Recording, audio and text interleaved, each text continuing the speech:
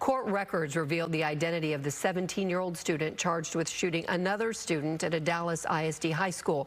His identity was previously withheld by the district and its police department, citing student privacy. Rhodes-Ewing is booked now as an adult in the Dallas County Jail on an aggravated assault charge with a deadly weapon. Police say that he used a small pistol to shoot another student last week at Wilmer-Hutchins High School in southeast Dallas.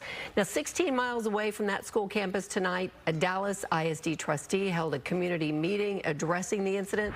Fox 4's Sean Rabb live with us in Dallas now with more on this case and also some new information. Sean. Yeah, good evening to you, Heather. There are about 100 people or so in this meeting, including students from the Wilmer-Hutchins High School. Now, there were a lot of emotions in the room, as you might imagine, considering what happened Friday. A lot of emotions in the room, a lot of questions, but there were no answers from Dallas ISD administrative officials who were on hand or from anyone connected to the Wilmer-Hutchins High School. I see my students coming in. Students from Wilmer-Hutchins High School, along with parents and others concerned about what's happening, gather at the new Morning Star Missionary Baptist Church in West Dallas for a community meeting called by Maxie Johnson to talk about the shooting at Wilmer-Hutchins. An arrest affidavit tells us the 17-year-old now in jail is Rhodes-Ewing. The arrest affidavit says an officer on the campus of the high school responded to what he believed to be the sound of gunfire. The victim had been shot in his left thigh by a Pink Lady Handgun .38 revolver.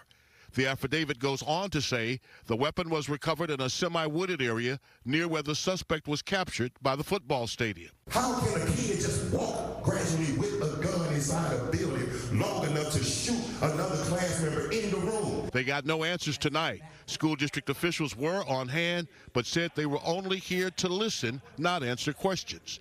That brought some irritation from some in the audience. So these kids can't even get the opportunity to feel safe in schools no more. State Representative Vinton Jones said the problem is just that, guns in our neighborhood. The biggest conversation we have to have is about how people in our communities, how our children are getting access to weapons.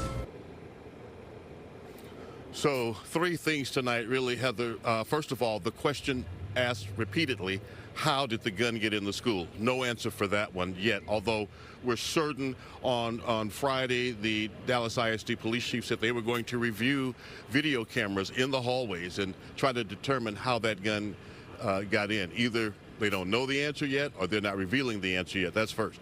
Secondly, this was a conversation that did not just talk about the schools, but talked about the violence in our community. This weekend, 3 people shot on Easter, 1 dead there on Easter Avenue, 9 others shot on Collins in South Dallas, a 21-year-old young lady shot in the head and dying. All of that part of this conversation. And they say that this meeting tonight, they hope to develop solutions to at least the school problem and present those to the superintendent and the board. The greater problem, they say, guns in our community, violence in our communities, has to be something that people make a decision to begin to address. Otherwise, it won't stop.